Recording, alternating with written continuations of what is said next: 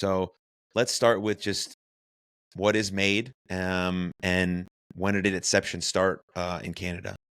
So MAiD that's an acronym for Medical Assistance in Dying in Canada. They wrapped it up in this nice sounding word, so nobody really knows what it is. I didn't know what it was until 5 days before my mom chose to end her life with medical assistance in dying. So medical assistance in dying became legal in Canada in 2016. And at the time, it was for people who were terminal. So they were suffering from a terminal illness and they had to be facing imminent death in order to be able to access it. And it was quite difficult initially. Fast forward to 2021, that law was challenged. So a person who was not facing imminent death, who was not terminal, they challenged the law.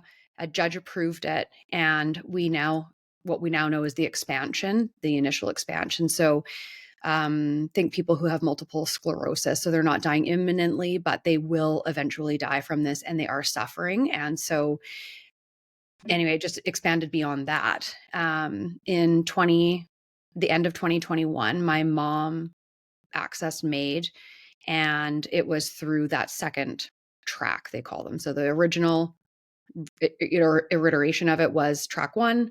Now they've expanded it to track two. So that's how my mom was able to access it and how I learned what it was. So anyone can just go in and say, I want to enact MAiD, or it has to be there's certain protocols that you have to pass, or there's certain things that need to be checked, or what's the situation there? Yeah, so there are safeguards that are put in place to ensure that people aren't just walking in off of the streets.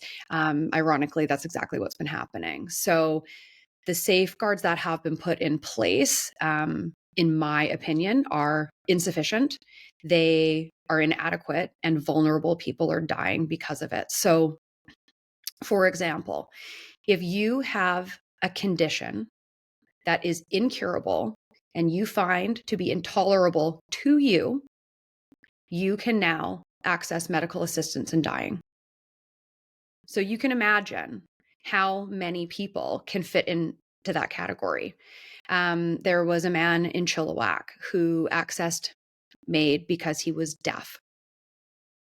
He had hearing loss. It was listed as the only item on his application for his approval because it is an incurable condition that he found to be intolerable to him. He also suffered from clinical depression for decades. But that's the loophole. You see, people who now have type 2 diabetes can access it. And the Canadian government is looking to expand it even further to include people with mental illness alone and children to the age of 12 with parental consent. That was supposed to become law in Canada in 2023, March 17th. And because of the advocacy work that my sister and I are doing, along with thousands of others, they postponed it to this year, 2024, and we did not stop. We were relentless, and now the current government has postponed that to 2027. So March 17th, 2027, as we stand now, people with mental illness alone, so think depression, schizophrenia, bipolar disorder, will be able to access medical assistance in dying in Canada.